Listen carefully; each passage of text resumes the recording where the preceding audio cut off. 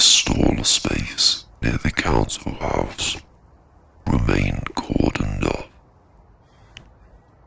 Police tape fluttered in the frost like ghostly streamers. Officers still patrolled the square. No arrests, no explanation. Talia couldn't sleep. Each night she dreamed of the lions moving slightly when she wasn't looking, mouths whispering through stone. She started researching the building. The library archives held records going back to the 1800s. Before the current council house was built, the original market square had been the site of a public well, a deep shaft sealed after a collapse in 1849. Dozens had died, including a group of children who'd been playing near the edge when the ground gave way. The well was never fully recovered.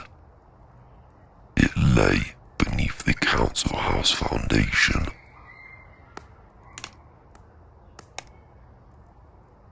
And according to one yellowed news clipping, every December, at the first frost, the old clock above the dome would malfunction, striking 6:15 again and again until the mechanism was repaired. The archivist smiled nervously when Talia asked about it. Old superstition, she said. They called it the hour of death.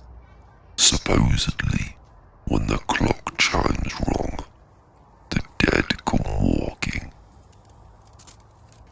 The children who fell into the well, grown tall and angry. Talia's throat dried. Did they wear masks? The woman hesitated, then nodded slowly. They were buried faceless, miss, crushed under the weight of stone. So in the stories, they come back to borrow new ones. A week later, it snowed. The city sparkled again. Laughter, lights, mulled wine, steaming in cold air. People forgot quickly. The lions were cleaned, the crack repaired. But Talia didn't return to her stall. She couldn't bring herself to.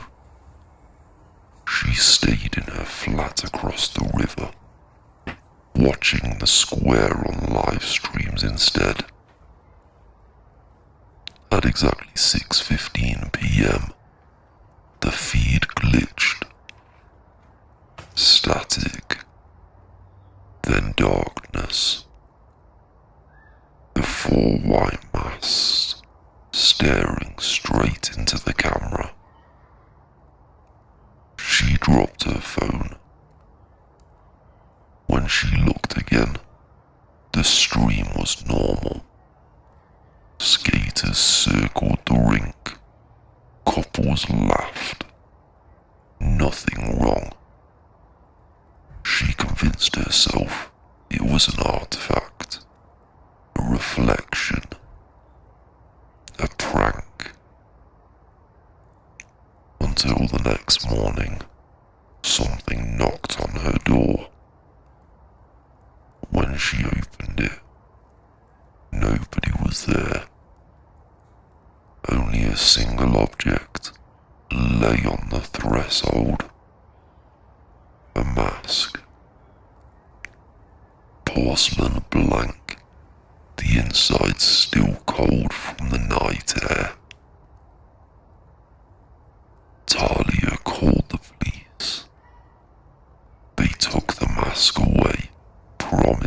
look into it. She knew they wouldn't. The world doesn't know what to do with the impossible. That night, she dreamed. She was standing in the square again. The council house loomed, lights burning in every window. The lions watched, unblinking, and beneath her feet, the cobblestones pulsed. Slow, rhythmic, like a heartbeat buried under layers of stone. She heard the whispers again. The hour repeats. The debt is unpaid. The lion's eyes opened, hollow, glowing from within. Something moved behind the windows. The four figures emerged from the doorway, blades dragging, sparks spilling. They stopped at the stairs, lifted their masks. What she saw beneath wasn't faces. It was a void, a black hollow that seemed to suck the air from the world. When she woke, it was 6:14 p.m. Her clock ticked once, hesitated, then moved. 6:15. The sound came through the walls, deep, resonant, shaking the glass. From the city, from the square, and from inside her flat. Talia turned slowly toward the mirror above her mantle. Four shapes stood behind her. The next morning, the news reported a disappearance. A woman, late 20s, last seen near Old Market Square. Police were concerned for her welfare. They released a photo of Talia Markham, smiling, holding a bag of donuts, standing beside the lions.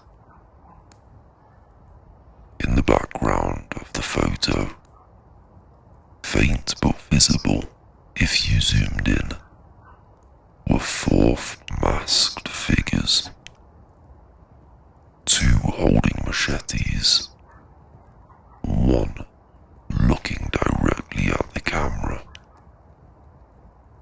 The timestamp, 6:15 p.m. The investigation went nowhere. No CCTV footage showing her leaving her building. The only clue was a second photograph found on her kitchen table. A Polaroid of the council house at night. The lions gleamed under the lights. Between them, a fifth one had appeared.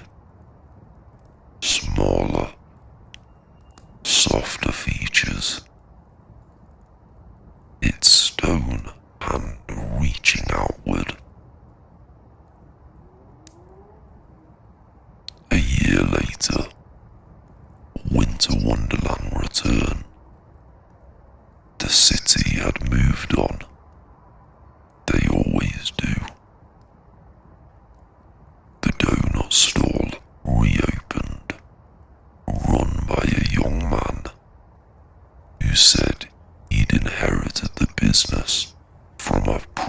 previous owner. The Ferris wheel turned again. The clock chimed, steady and proud. At 6:15 p.m., children laughed as snow machines puffed out flurries across the rink. The light twinkled. The lions gleamed under frost. No one noticed the fifth lion at first. It blended in, smaller, crouched near the left-hand steps. Its features smooth and youthful. Some thought it was new.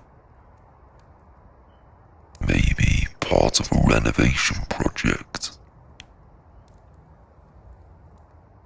No one ever noticed it before. However, others said it had always been there. Are they telling the truth? Are they in on this big game they're all playing? No one has a clue. If you stand close to the lion, you can see something strange about its features, its mouth especially. It has a faint smile, like it knows, like it was made by the devil. Carved deep into the plinth beneath its paw are 4 words, worn thin by time. The hour repeats. When the clock chimes 6:15, the sound lasts longer than it should. Sometimes, if the square is quiet enough, you can hear footsteps echoing from beneath the ground, and the scrape of a blade on the stone. That is the end of this Winter Wonderland horror. If you enjoyed this story and would like to see more real news based of a horror story, please subscribe and like, as then we'd know. Leave a comment if you'd like to see more horror stories